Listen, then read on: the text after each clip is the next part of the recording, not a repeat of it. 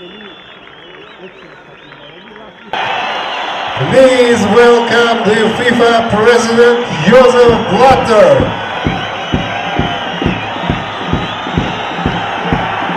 قبل از آغاز بازی برای سوپر جام تاجیکستان پرزیدنت مراسم افتتاحی میدان ورزشگاه را که ترمیمش تازه انجام یافته است می‌برد.